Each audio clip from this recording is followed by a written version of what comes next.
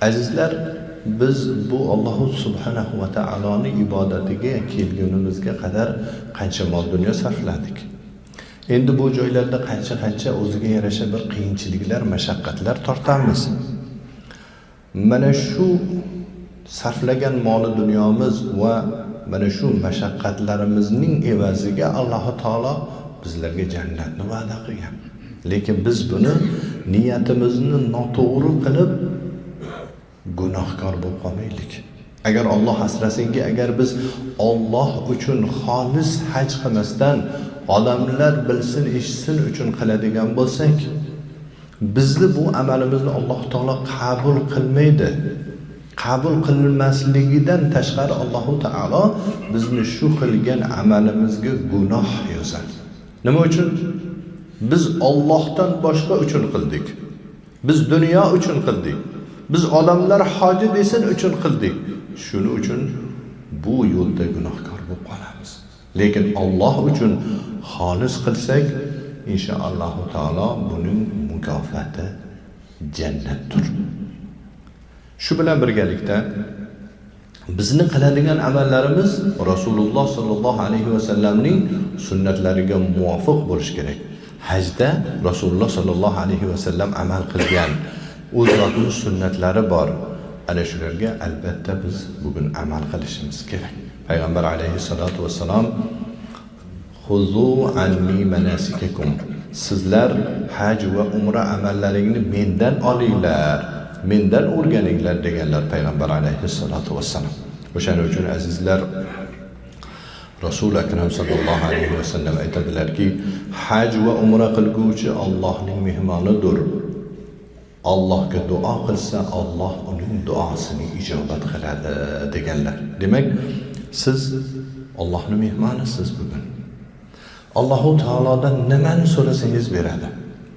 Shuning uchun biz katta narsalarni so'rashimiz kerak. Misol uchun bir odamning xonadoniga mehmon bo'lib borsangiz, sizni izzat, hurmat qilib hamma narsani muhayyo qiladi. Dasturxonni yozadi, sizni ehtiyojlaringizni qondiradi. Kerak bo'lsa tahorat qilaman desangiz, tahoratga sharoit qilib beradi. Bir banda o'zini mehmonini shu qadar ehtirom qiladi. Lekin u bizga qaraydi va bizdan so'rab qiladi. Lekin Alloh subhanahu va taolo saxiylarning saxiysi bo'lgan zot endi bizni mehmon qilsa qanday mehmon qiladi? Alloh subhanahu va taolo shunday buyuk zotki, o'zi mehmon qilganda sizni so'raganingizni-ku beradi, lekin so'ralmasdan qalbingizdan o'tkazgan narsani ham beradi. Allohu taolo shunday buyuk zotki, o'zining buyukligiga munosib mehmon qiladi.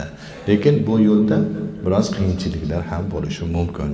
Mashaqqat bo'ladi. Hajda o'ziga xos mashaqqatlar bor. Mana shu mashaqqatlar bo'lganda, qiynalgan paytingizda Alloh qiynalib ketdim desangiz, haj ketdi. Shunday demang. Chunki buni evaziga jannat bor. Buni evaziga Allohning roziligi bor. Bu osonlik bilan bo'lmaydi. Ruhiy va jismoniy ba'zi bir qiyinchiliklar bo'ladi endi. Men shu o'rinda bitta ixlos haqida sizlarga ibrat bo'lishi uchun bitta voqeani aytib beraman. 2018-yil Saudiya qirolining mehmoni sifatida hajga kelganmiz. Hajdoshlarimizning ichida Salohiddin domlalar borlar, hammalaring tanisizlar. Alloh dardlariga shifo bersin, hozir biroz bemorlar. Haj amallarini qilib bo'ldik. Keyin mehmonxonaga kelganimizdan keyin domla yuvinishga kirib ketdilar va tars etgan bir ovoz eshitildi. Men aytdim, domla qildilar deb. Eshik taqillatdi. Domla nima bo'ldi? Yaxshimisiz desam, ha, yaxshiman dedilar. Keyin birozdan keyin chiqdilar.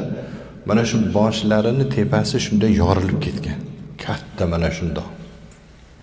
Keyin tibbiyot xonasiga kirganimizdan keyin aytishdiki, nimaga borasizlar?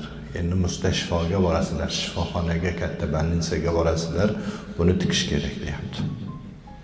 Domla bilan o'sha tez yordam mashinasida ketyapmiz. Menga qarab domla aytdilarki, domla dedilar, men ko'p haj qilganman. mana shu hajda shunday bir voqea sodir bo'ldi. Shu agar yiqilgan paytimda Abba senga zararmidi degan narsa xayolimdan o'tsa, hajim ketdi-da dedilar. Ko'rdingizmi? Malollanmasligimiz kerak. Bu haj ibodatidagi qiyinchiliklar, boshqa narsalardan malollansak, biz mahrum bo'lib qolamiz. Ixlos bilan bajarishimiz kerak. O'shanda inshaalloh taolo hajlarimiz mabrur, sa'ylarimiz mashkur bo'ladi.